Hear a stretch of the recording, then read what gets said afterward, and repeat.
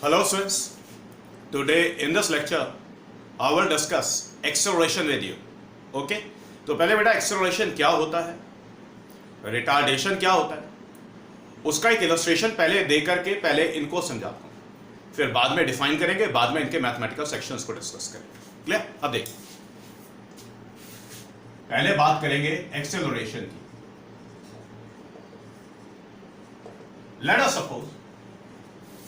Let us suppose a body is moving along the straight line. Point A, point B, point C, point D. Let us suppose a body in different points of cross करती है. Clear? Body A point A को cross करेगी at time t equals to 0. Body B cross करती है B को at time से t1, C को cross करती है at any time से t2, D को क्रॉस करती है at any time से t3. Clear? Let us suppose say that the speed of the body at the point A it was 5 meter per second. The speed of the body at the point B it becomes say 10 meters per second. Speed of the body at the point say C is suppose say 12 meter per second. And when the body crosses this point say D, let us suppose it as 20 meter per second. Clear? Now in this case, what is happening? When the body is going from the point A to the point D, you can observe that with the passage of time, बेटा जैसे जैसे time pass हो रहा है, जैसे जैसे time बढ़ता जा रहा है, बॉडी का स्पीड बढ़ता जा रहा है. बात समझ आ गई? क्लियर? तो बेटा जब बॉडी का स्पीड टाइम के साथ इंक्रीज होता है तो बोलते हैं बॉडी इज एक्सेलरेटिंग, या फिर बोलते हैं बॉडी के अंदर एक्सेलरेशन. समझ आ गई बात? इतना काम क्लियर हो गया? ओके. तो पहला इलस्ट्रेशन तो ये दिया मैंने. दूसरा इलस्ट्रेशन ध्यान से देखिए. Let us suppose the body is moving along the circular path. The body is moving along the circular path. अब बेटा देखिए,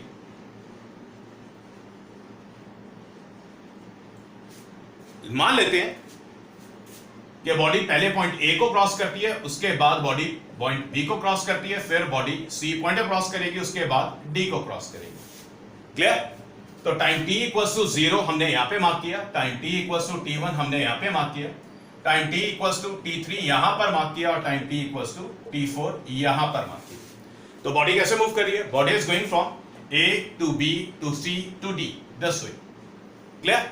अब मान लेते हैं कि बॉडी का जो स्पीड है, लेट अस सपोज से बॉडी सर्कुलर पाथ के अलोंग मूव कर रही है विद अ कांस्टेंट स्पीड से 3 metre per second. Body circular path के अलोंग मूव कर रही है विद अ कांस्टेंट स्पीड से 3 मीटर पर सेकंड. ओके. अब बेटा सेकंड इलस्ट्रेशन में जब बॉडी कांस्टेंट स्पीड से मूव कर रही है, मैंने बोला कांस्टेंट स्पीड चेंज नहीं हो रहा है, जबकि पहले वाला जो इलस्ट्रेशन दिया है उसके अंदर बॉडी को स्ट्रेट लाइन के अलोंग मूव कराया है और स्पीड ग्रेजुअली टाइम के साथ इंक्रीज हो रहा था. ठीक है? तो क्वेश्चन एग्जिस्ट कर रहा है, हम ये सेकंड इलस्ट्रेशन क्यों कर रहे हैं? बेटा ये सेकंड इलस्ट्रेशन इसलिए कर रहे हैं क्योंकि यहां पर भी बॉडी के अंदर हम बोलेंगे कि एक्सेलरेशन है. क्लियर? एक्सेलरेशन कैसे है मैं वो समझा रहा हूं. अब देखिए, बॉडी बेटा जब पॉइंट ए को क्रॉस करती है तो वेलोसिटी का डायरेक्शन इट इज से वेक्टर v1. वेलोसिटी कैसे मार्क करते हैं?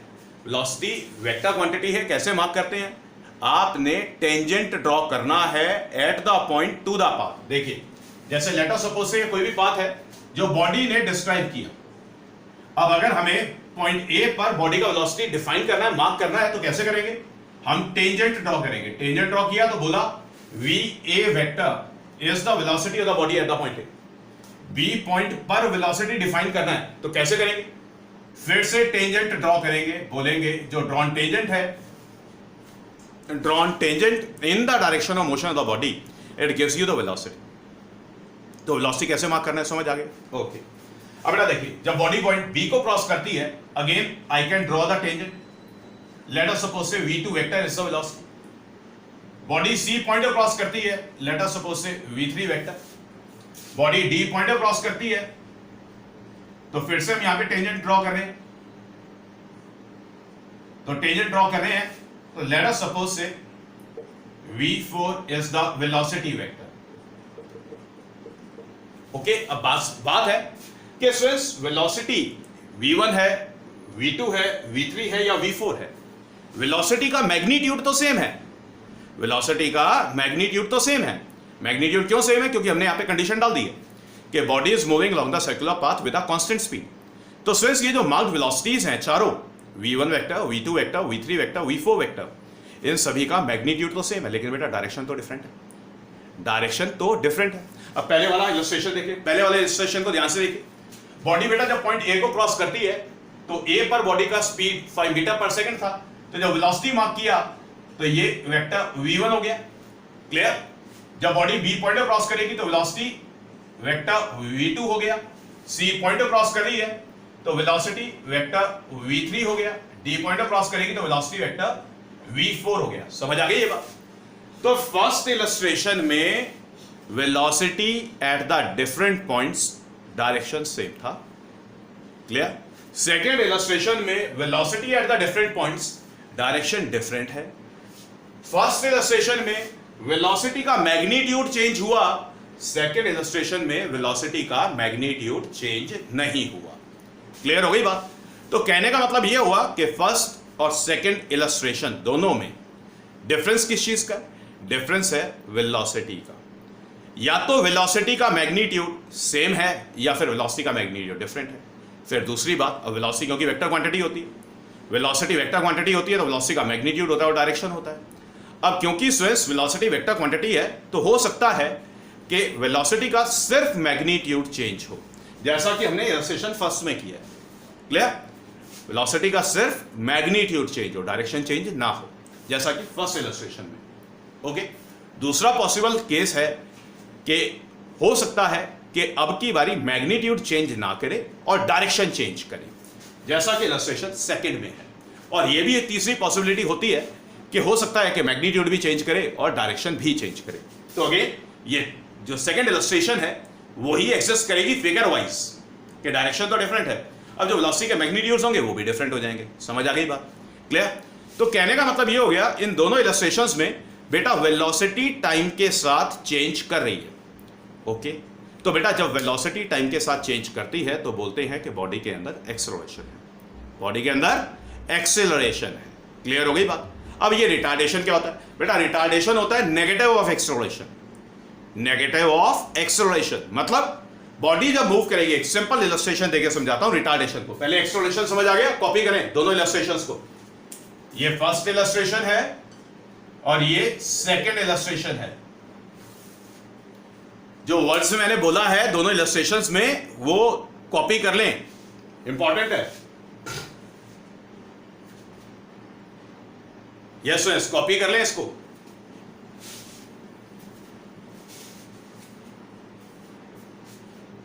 डन? और देखिए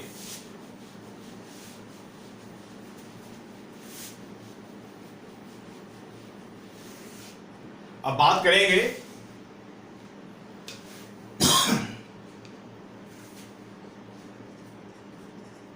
रिटार्डेशन की। रिटार्डेशन को हम बोलते हैं negative acceleration. Retardation is also called negative acceleration. अब देखिए इसका एक सिंपल सा इलस्ट्रेशन दे रहा हूं, मोस्ट सिंपलेस्ट इलस्ट्रेशन दे रहा हूं। Late us suppose that the body is moving along the straight line. Body crosses A, then B, then C, then D. Let us suppose that time is T1, let us suppose that time is T2, time is T3 and time is T4. Okay. Now let us suppose that the speed of the body when it was crossing the point A, let us suppose that the speed was 25 meter per second. When the same body crosses the point B, let us suppose that the speed is reduced to 20 meter per second. When it crosses the point C, let us suppose that the speed is reduced to 15 meter per second. When the body crosses this point D, let us suppose that the speed is reduced to 5 meter per second. Clear? तो बेटा क्या हो रहा है? Time तो increase हो रहा है, स्पीड बॉडी का डिक्रीज हो रहा है। ओके? ये सिचुएशन कैसी? ये सिचुएशन वैसी, आसान भाषा में अगर बोला जाए, कोई भी गाड़ी हाईवे पे कांस्टेंट स्पीड से मूव कर रही है। अब बेटा ड्राइवर जब जेंटली ब्रेक्स अप्लाई करता है तो गाड़ी का स्पीड ऑन द स्पॉट तो जीरो नहीं होता, गाड़ी का स्पीड ग्रेजुअली रिड्यूस होता जाता है और रिड्यूस होकर के जीरो होता है। तो बोलेंगे कि गाड़ी के अंदर रिटार्डेशन है या नेगेटिव एक्सेलरेशन है। समझ आ गई बात? क्लियर हो गई बात? ओके? अब एक इंपॉर्टेंट टिप दे रहा हूं, एक इंपॉर्टेंट पॉइंट दे रहा हूं। बेटा जब बॉडी स्ट्रेट लाइन के अलॉन्ग मूव करे तो वेलोसिटी का डायरेक्शन हर पॉइंट पे सेम होता है। अब बॉडी जब स्ट्रेट लाइन के लॉन्ग मूव ना करे, किसी भी कर्व पाथ के लॉन्ग मूव करे, तो बेटा वेलोसिटी का डायरेक्शन डिफरेंट पॉइंट्स पे डिफरेंट होता है। समझ आ गई बात? समझ आ गई बात? हैश में लिख लें आप इसको, हैश में लिखें, when the body moves along the straight line, the magnitude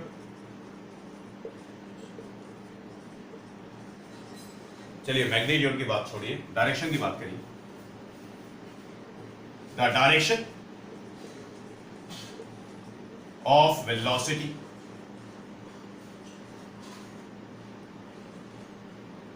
at every point is same. बात समझ आ गई? When the body moves along the straight line, the direction of velocity at every point is same. दूसरा, and when the body moves along the curved path,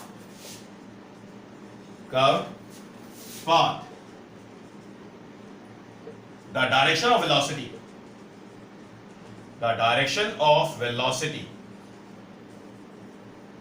at the different points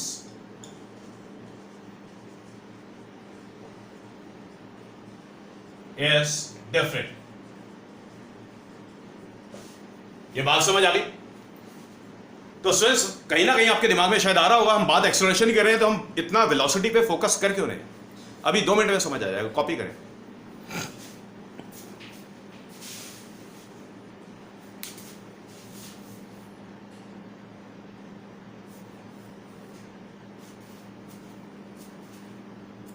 yes students, copy कर लिया?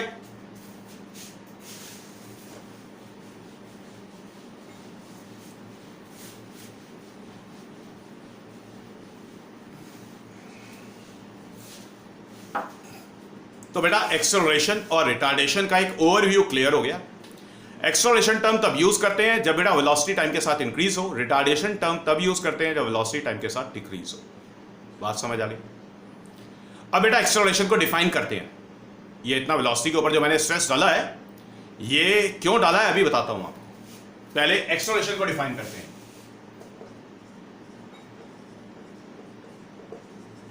Acceleration पहला point, definition, ये first point है। Acceleration किसी भी body का define कर रहे हैं, इट कैन बी डिफाइंड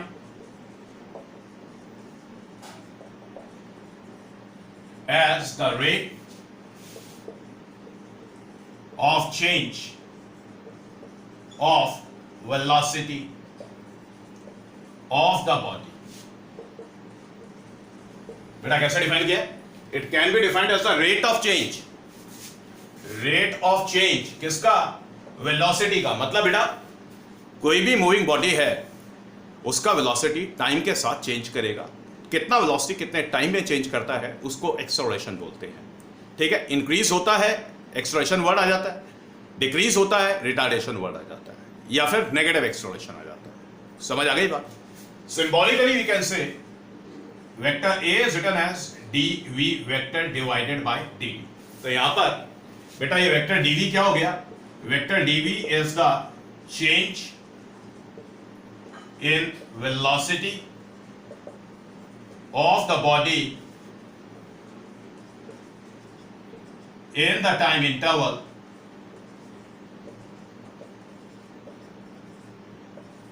से dt। समझ आ गई बात? Vector a acceleration of the body,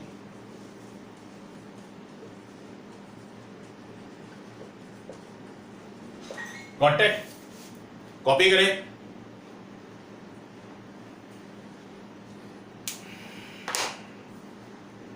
copy करें।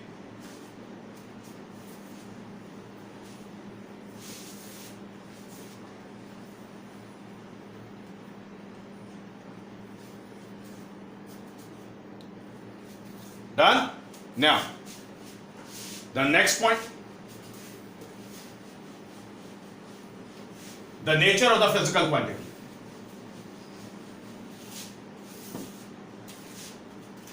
Second point, nature. The physical quantity, this acceleration is a vector quantity. It is the vector quantity. Okay. Third thing, unit. Its SI unit is meter per second square. Metre per second square. बात समझ आ गई? Copy कर लें.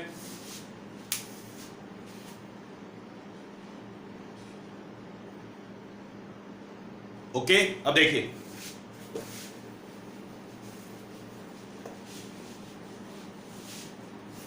देखिए, मैं बात कर रहा हूं कि मैंने वेलोसिटी पे इतना स्ट्रेस क्यों डाला था, क्योंकि डेफिनेशन है कि acceleration is the rate of change of velocity of the body. मतलब बेटा कितना वेलोसिटी कितने टाइम में चेंज होगा. तो वेलोसिटी में क्या चेंज है हमें पहले वो कैलकुलेट करना पड़ेगा. कितने टाइम में है वो कैलकुलेट करना पड़ेगा. चेंज ऑफ वेलोसिटी को टाइम से डिवाइड करना होगा. बस ये सिंपल सा काम करना होगा. समझ आ गई ये बात? इतना काम क्लियर हो गया? ओके. अब देखिए वेलोसिटी था वेक्टर क्वांटिटी. बेटा वेक्टर क्वांटिटी में मैग्नीट्यूड हो गया, मैग्नीट्यूड ऑफ वेलोसिटी हो गया. दूसरा बेटा डायरेक्शन ऑफ वेलोसिटी हो गया.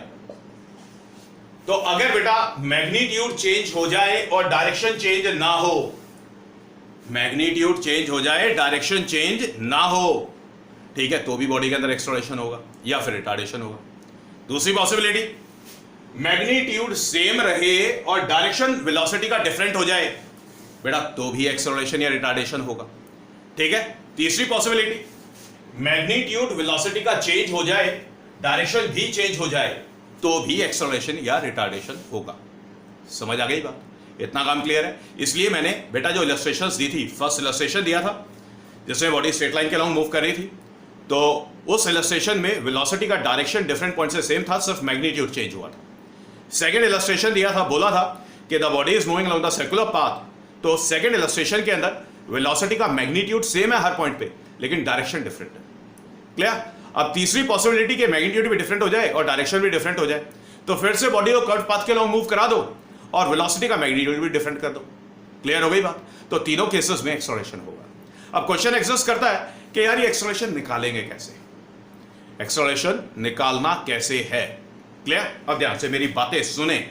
एक्सेलरेशन के मैं आपको डिफरेंट फॉर्म्स पहले बता रहा हूं, जिन डिफरेंट फॉर्म्स में डाटा प्रेजेंट होगा और आपसे एक्सेलरेशन कैलकुलेट करवाया गया होगा. पल्ले पड़ गई बात? ओके. अब ध्यान से सुनिए.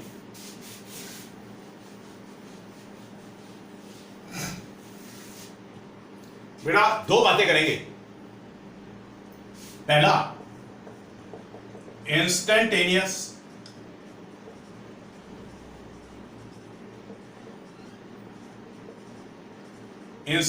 एक्सेलरेशन. Instantaneous acceleration. ओके. अब ध्यान से सुने. यहां पे क्या होगा? The acceleration of the body at the given time instant. Define कैसे करेंगे? It is defined as the acceleration of the body at the given time instant.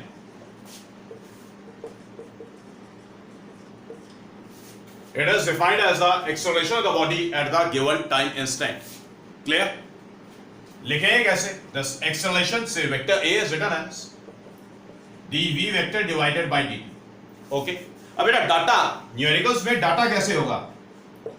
Data में वेलोसिटी अगर टाइम का फंक्शन मिले, तो स्टूडेंट्स यूजुअली ऐसे data से हम इंस्टेंटेनियस एक्सेलरेशन निकालते हैं. Example, let us suppose that the velocity v is written as say 3t square plus say 5t plus say 2. Okay 3t² plus say 5t plus say 2 आपसे बोलेगा कि calculate करें acceleration को at any time instant. Calculate the acceleration of the body at time instant say t is equals to 2 seconds. तो बोलेगा कि t equals to 2 seconds पर acceleration निकालो. एक पर्टिकुलर टाइम इंस्टेंट की बात कर दी, एक पर्टिकुलर वैल्यू ऑफ टाइम की बात की है, तो इसलिए फ्रेंड्स ऐसा डाटा आपको इंस्टेंटेनियस एक्सेलरेशन देगा. जल्दी से कॉपी करें, फिर मैं निकाल के दिखा रहा हूं कैसे निकालना है.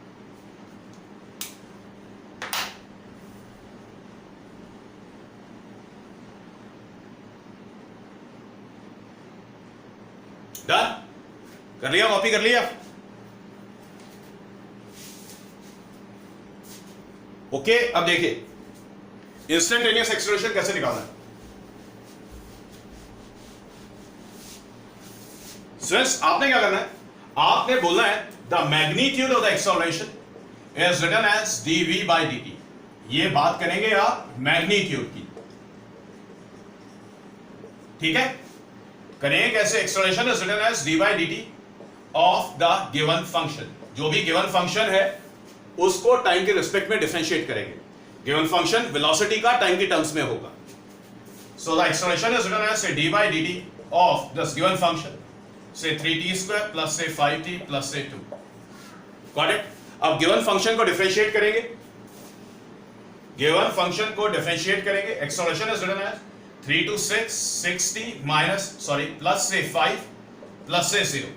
Okay so acceleration in magnitude is written as 60 plus 5. Okay तो आप डिफरेंशिएट करने पर आपको क्या मिल गया, डिफरेंशिएट करने पर आपको एक्सेलरेशन का, इंस्टेंटेनियस एक्सेलरेशन का इक्वेशन मिल गया या फिर एक्सेलरेशन मिल गया टाइम की टर्म्स में. बात समझ आ गई, यहां तक काम क्लियर हो गया. अब देखिए हमें निकालना क्या था, हमें निकालना था एक्सेलरेशन बॉडी का at time t equals to 2 seconds. हमें एक्सेलरेशन निकालना है बॉडी का at time t equals to 2 seconds. At time t equals to 2 seconds पर एक्सेलरेशन का वैल्यू निकालना है. तो एक्सेलरेशन इज रिटन एज 6. ये जो एक्सेलरेशन का एक्सप्रेशन आया टाइम की टर्म्स में, यहां पर टाइम की जगह पे 2 डालें और सॉल्व कर लें. तो ये हो गया 6 to 12 प्लस 5. तो एक्सेलरेशन इन मैग्नीट्यूड निकल के आ गया 17 metre per second square. So it will be the magnitude of the instantaneous acceleration of the body. Got it. पता लगा एक्सेलरेशन, इंस्टेंटेनियस एक्सेलरेशन कैसे निकलेगा.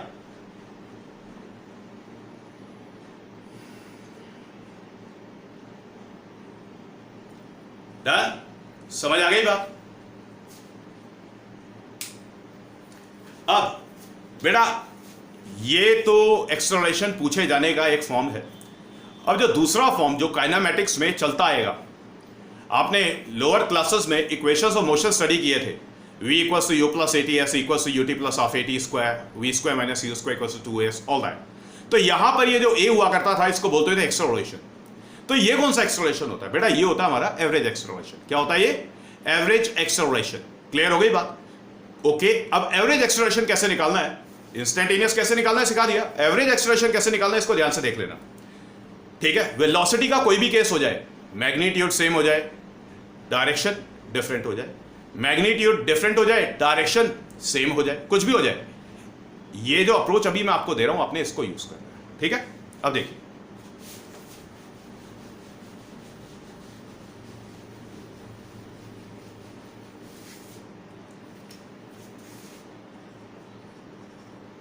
एवरेज एक्सेलरेशन पहले इसे डिफाइन करते हैं. बेटा मान लेते हैं कि बॉडी का जब जर्नी है तो बॉडी हो सकता है कि डिफरेंट टाइम इंटरवल्स में एक्सेलरेशन का वैल्यू डिफरेंट हो. ओके अब ऐसे में आपसे एवरेज एक्सेलरेशन बोला जाएगा. क्लियर. तो एवरेज एक्सेलरेशन क्या है, it can be defined as that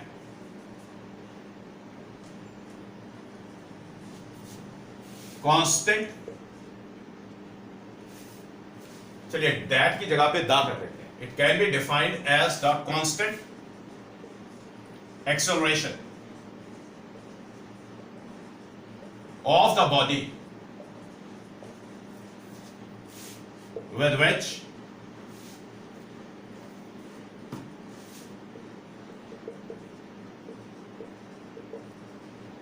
the body covers the entire distance.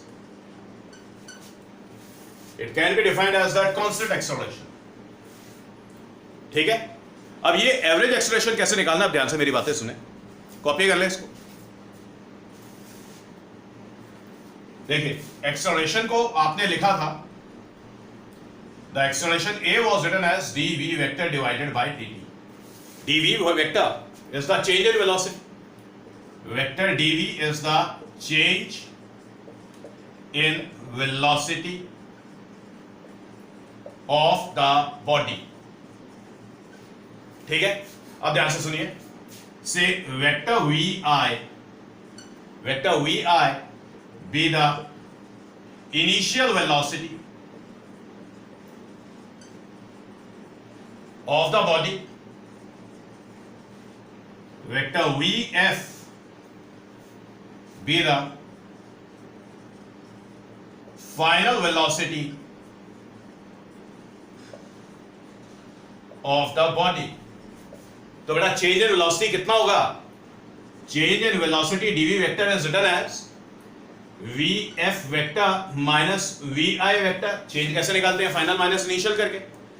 Okay, अब लेकिन स्टूडेंट्स वेक्टर नोटेशन में इसको कैसे लिखेंगे आप, वेक्टर नोटेशन में बोलेंगे dv vector the change in velocity is the resultant of final velocity vector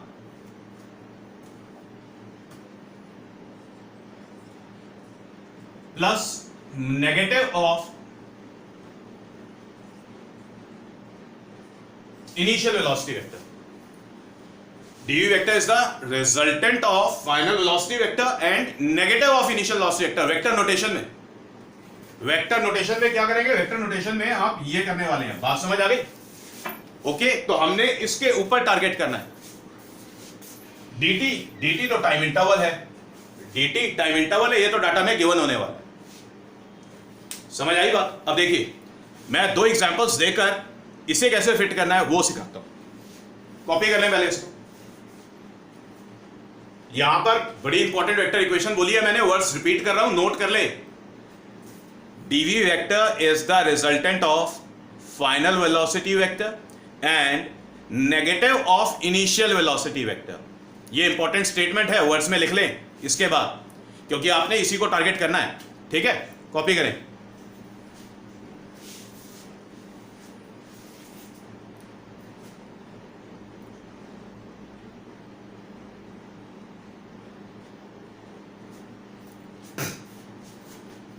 done. अब ध्यान से देखिए,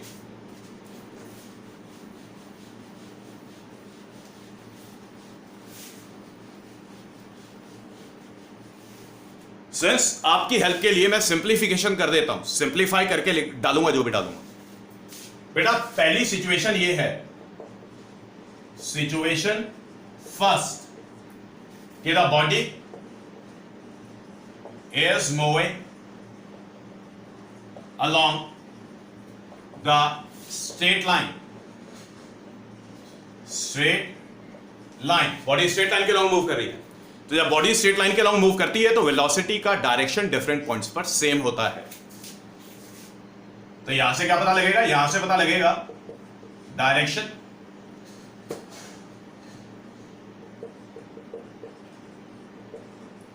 of velocity is same at every point. Okay, clear? अब ध्यान से देखिए, let us suppose this is the body and the body is moving along the straight line. The body crosses the point A at time t equals to 0. The body crosses the point B at time t equals to say 2 seconds. The body crosses the point C at time t equals to say 4 seconds. The body crosses the point D at time t equals to say 6 seconds. Okay, let us suppose say that the speed of the body when it crosses the point A, it is supposed to say 5 meter per second, at the point B it is suppose say 10 meter per second, at C it is say 15 meter per second, at D let us suppose it is 20 meter per second. Got it? Okay, अब ध्यान से देखिए बेटा, तो इस situation में ज्यादा बल्कि कैलकुलेशन नहीं होती, बड़ी सिंपल कैलकुलेशन होती है। देखिए बेटा, पहले जब आप सेक्शन ए बी के लिए कैलकुलेट कर रहे हैं, सेक्शन ए बी में एक्सेलरेशन निकालना है, सेक्शन ए बी में देखिए तो final velocity vector we F at the point B आप ऐसे मार्क करेंगे, ये वेलोसिटी हो गया एट द पॉइंट बी, ये वेलोसिटी हो गया at the point A. Clear? Mark हो गया, डायरेक्शन सेम है, तो फाइनल वेलोसिटी वेक्टर मार्क हो गया, इनिशियल वेलोसिटी वेक्टर मार्क हो गया। तो ये पहला स्टेप है। अब क्या करना है, आपने इनिशियल वेलोसिटी का नेगेटिव लेना है। स्टेप सेकंड में क्या करना है, स्टेप सेकंड में फाइनल वेलोसिटी वेक्टर तो जो है जैसे है वैसे ही रखना है, final velocity vector as it is रखना है, इनिशियल का नेगेटिव लेना है। तो इनिशियल का जब आप नेगेटिव लेंगे तो negative V I vector strength कुछ ऐसे आ गया। ओके, अब हमें क्या करना है स्टेप थर्ड में, स्टेप थर्ड में कैलकुलेट करना है। स्टेप थर्ड क्या था, स्टेप थर्ड में हमने बोला D V vector was the change in velocity और the resultant of final velocity vector and the negative of initial velocity vector. Clear? अब देखिए इन दोनों का जो रिजल्टेंट है final velocity negative of initial velocity, बेटा इन दोनों का जो रिजल्टेंट है दैट इज से change in velocity D V vector. Okay, अब ये बेटा फर्स्ट वेक्टर का magnitude V F, second vector का मैग्नीट्यूड वी आई, बेटा final velocity vector at the point B magnitude कितना दिखाई दे रहा है 10, तो वी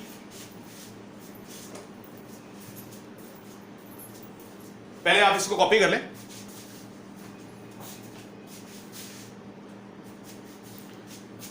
यस वैल्यूज आ रहे हैं।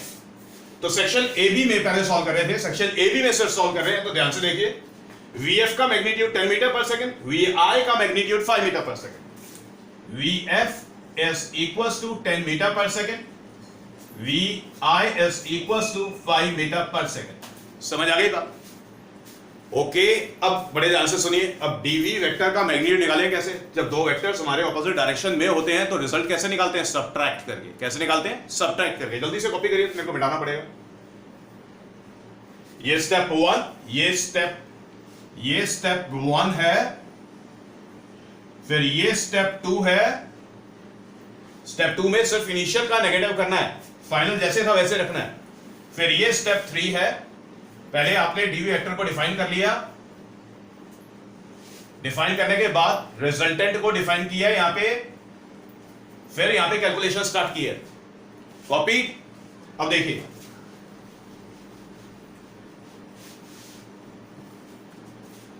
DV vector in magnitude it will be equal to V F minus of we I, V F minus of we I.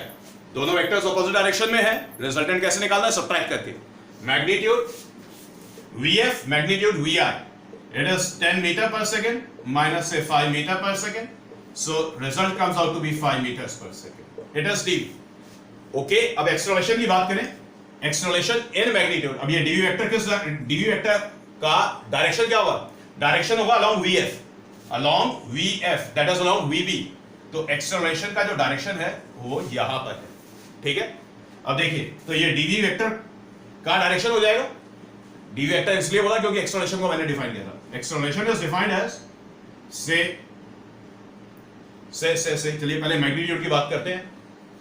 The magnitude is dv by dt, dv is 5 metre per second and time t, t equals to 0, t equals to 2 second, तो time interval कितना हो जाएगा 2 minus 0 that is 2 seconds। तो result कितना निकल करके आ गया 2.5 metre per second square, इतना निकल करके आ गया। तो सेक्शन एबी में एक्सेलरेशन कितना आ गया 2.5 मीटर पर सेकेंड स्क्वायर आ गया। डायरेक्शन क्या हो गया, डायरेक्शन हो गया डीवी का, ध्यान से देखिए डीवी का डायरेक्शन किधर है, वीएफ के लॉन्ग है। वीएफ क्या था, वेक्टर वीबी था, ओके, वीबी का डायरेक्शन दिखाई दे रहा है, तो इसलिए बोला कि एक्सेलरेशन फॉरवर्ड डायरेक्शन में। समझ आ गई बात? ओके, तो सिर्फ ये केस सबसे सिंपल होता है। ये तो एक्चुअल कॉन्सेप्ट कैसे फिट हुआ मैंने आपको वो दिखाया था। अब अगर ओरली आपने करना है तो ओरली कैसे करेंगे आप? क्लियरली रिजल्ट को देखिए, क्लियरली रिजल्ट को देखिए, यहां पर फोकस करिए। हमें डीवी निकालना है और ये जो शॉर्टकट है या ये जो सिंपल कैलकुलेशन है ये सिर्फ इसी पर्टिकुलर केस में लगेगी जब बॉडी स्ट्रेट लाइन के लॉन्ग मूव करे। अगर बॉडी स्ट्रेट लाइन के लॉन्ग मूव नहीं करती है, किसी भी कर्व पाथ के लॉन्ग मूव करती है, तो ये हमें तीनों स्टेप्स करके देखने होंगे, तीनों स्टेप्स करके देखने होंगे, तब रिजल्ट मिलेगा।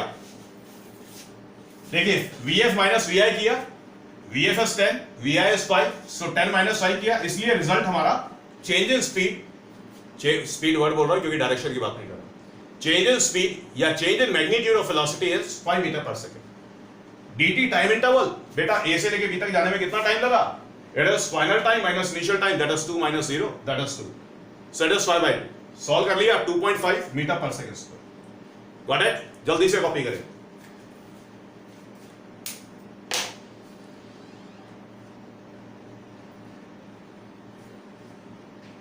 Okay done. अब देखिए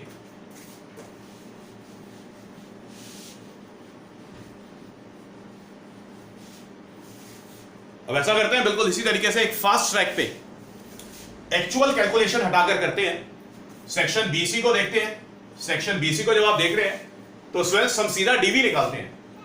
डीवी निकालते हैं, final speed is 15 metre per second, initial speed is 10 metre per second, so again dv comes out to be 5 metre per second. Time कितना लगा है? b से बॉडी c जा रही है तो टाइम कितना लगेगा? 4 second minus 2 second, that is 2 second. dt is 2 second, so acceleration in magnitude निकलेगा, it is dv by dt, so it is again 5 metre per second divided by 2 second, it will be again 2.5 metre per second square. Okay, direction of acceleration क्या आएगा? Direction आएगा final velocity, first वाले में समझाया था। तो BC में जब आप देखेंगे फाइनल वेलोसिटी, अब की बारी वेक्टर VC हो जाएगा, तो BC में एक्सेलरेशन वेक्टर VC के लॉन्ग आएगा। हो गया? बिल्कुल इसी तरीके से CD के लिए कैलकुलेट किया जा सकता है। Okay, same approach. अब स्टूडेंट्स मैं आपको सिचुएशन सेकंड समझाता हूं, पहले जल्दी से इसे कॉपी करें।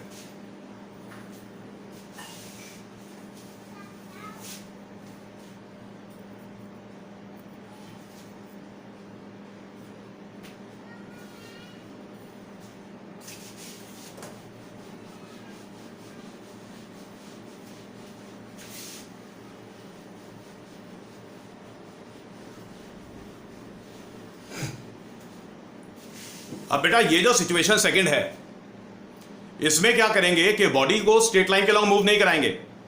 बॉडी अगर स्ट्रेट लाइन के लॉन्ग मूव नहीं करेगी तो वेलोसिटी डिफरेंट पॉइंट्स पे डिफरेंट होने वाली है, मतलब वेलोसिटी का जो डायरेक्शन डिफरेंट पॉइंट्स पे है वो डिफरेंट होने वाला है।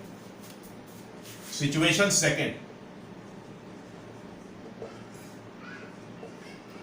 तो स्टूडेंट्स जब न्यूमेरिकल्स की बारी आए तो बेटा दोनों सिचुएशंस का बेसिक चेक करना। अगर स्ट्रेट लाइन के लॉन्ग मूव कर रहा है तो final speed minus initial speed divided by time कर देना, और अगर बेटा स्ट्रेट लाइन के लॉन्ग मूव नहीं कर रहा है, कर्व पाथ के लॉन्ग मूव कर रहा है, तो ये पूरा लॉगरिथम करना पड़ेगा, वो तीनों स्टेप्स पूरे करने पड़ेंगे। ठीक है? The body moves along the curved path. ठीक है, मतलब जो एंटायर पाथ है वो कर्व्ड है, या ये भी हो सकता है कि थोड़े टाइम के लिए बॉडी स्ट्रेट लाइन के लॉन्ग मूव करे फिर उसका डायरेक्शन चेंज हो जाए। Okay, that is the direction of velocity of the body is different.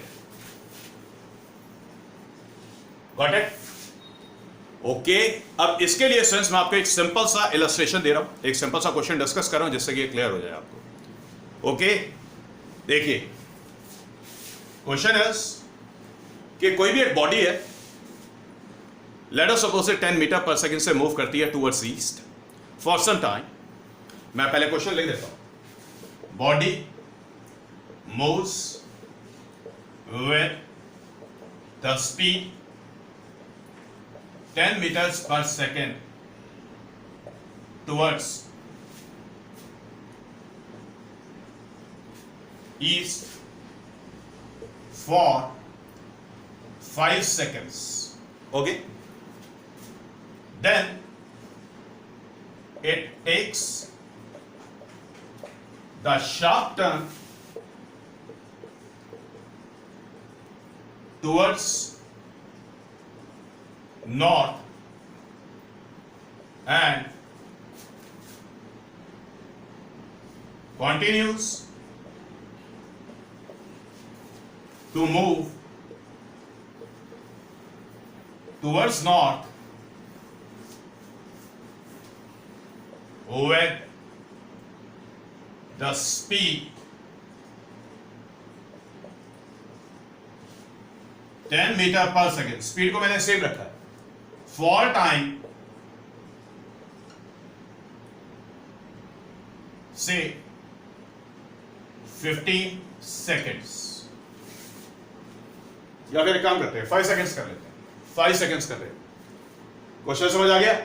तो क्वेश्चन में क्या है बेटा? ये नॉर्थ है, ये साउथ है, ये ईस्ट है और ये वेस्ट है। पहले बॉडी ईस्ट में जा रही है, ओके। ईस्ट में जाने के बाद कुछ टाइम के बाद फिर बॉडी टर्न लेती है, नॉर्थ में मूव करना स्टार्ट करती है। तो क्वेश्चन में डाटा कुछ ऐसा है, ओके। अब देखिए डाटा में पहले initial velocity vector along east mark होगा, initial velocity vector along east mark हो गया, final velocity vector along north mark हो गया, ठीक है। जब इस टाइप का डाटा हो तो डाटा में हमेशा initial velocity vector, final velocity vector mark करना है। ये स्टेप 1 है। स्टेप 1 में डाटा मार्क करना है, इनिशियल वेलोसिटी वेक्टर मार्क करना है, फाइनल वेलोसिटी वेक्टर मार्क करना है, ओके। जल्दी से कॉपी करें, फिर बचे हुए 2 स्टेप्स करके दिखा रहा हूं। Yes, copy, okay. Now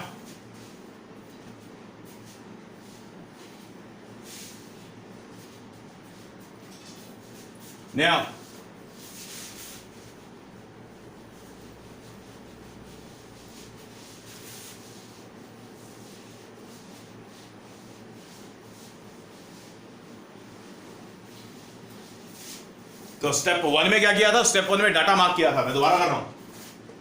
step 1, frame को याद रखें, फ्रेम को याद रखें। It is north, south, east, west. Initial velocity vector v i along east था, final velocity vector V F along north है। ये स्टेप 1। स्टेप 2 में क्या करना था? स्टेप 2 में क्या करना था? स्टेप 2 में हमने बोला था कि हमें इनिशियल वेलोसिटी का नेगेटिव लेना है। Mark negative V I in the data. Data में वी आई का नेगेटिव लेकर मार्क करना है। कैसे? तो वी एफ तो जैसा है वैसा ही रखेंगे, वी एफ को नहीं छेड़ेंगे। वी एफ नॉर्थ में है, नॉर्थ में रखा। वी आई को रोटेट करना है सिर्फ। तो वी आई को जब आपने रोटेट किया माइनस वी आई हो जाएगा। टेल कॉन्साइड करके रखना है। ये स्टेप 2 कंप्लीट हो गया। क्लियर? ओके। फिर स्टेप 3 में आपने बोला vector DV is the resultant of we F vector and negative of we I vector. Clear? अब डीवी वेक्टर को मार्क करना है। देखिए डी वेक्टर रिजल्टेंट किसका? वी एफ वेक्टर का और नेगेटिव ऑफ वी आई। ये रहा वी एफ वेक्टर, ये रहा negative of we I. V F vector यहां पे, नेगेटिव वी आई यहां पे। इन दोनों का जो रिजल्टेंट है कहीं दोनों के बीच में मार्क होगा। समझ आ गई बात? अब बेटा हमें डीवी का मैग्नीट्यूड निकालना है। अब करेंगे कैलकुलेशन। तो 3 स्टेप समझ आ गए? ये 3 स्टेप में काम होगा। अब करेंगे कैलकुलेशन। कैलकुलेशन में dv is the resultant of we f and negative of we i. तो बेटा रूट वाला फॉर्मूला लगाएंगे। V f square plus v आई का स्क्वायर, क्योंकि मैग्नीट्यूड नेगेटिव वी आई का मैग्नीट्यूड कितना होगा? It is V I. Okay. अब ध्यान से देखिए, ये डायरेक्शन नॉर्थ था, इधर ईस्ट था। ये डायरेक्शन नॉर्थ है तो रोटेट किया तो इधर वेस्ट हो गया। ये एंगल कितना है? 90। ये एंगल कितना है? 90। तो आगे वाला जो पार्ट है twice of we F V I cos 90 वो नहीं लिख रहा हूं, 0 होगा, ठीक है। चलिए लिख देता हूं, प्लस से ट्वाइस ऑफ से V F V I cos 90। Okay, तो रिड्यूस करते हैं तो डीवी कितना निकल के आता है, under root of we F का स्क्वायर निकल के आएगा प्लस वी आई का स्क्वायर निकल के आएगा। क्वेश्चन में स्पीड सेम रखा था, V F it was equals to V I, it was equals to 5 metre per second, ठीक है। वैल्यूज लगाते हैं, सो डीवी इन मैग्नीट्यूड निकल के आएगा, it is 5 square plus say 5 square, तो ये निकल के आएगा 5 under root 2 metre per second, 5 under root 2 metre per second. Copy करें, कॉपी करिए, कैलकुलेशन कॉपी करिए, जल्दी से कॉपी करिए, खत्म कर रहे हैं इसको।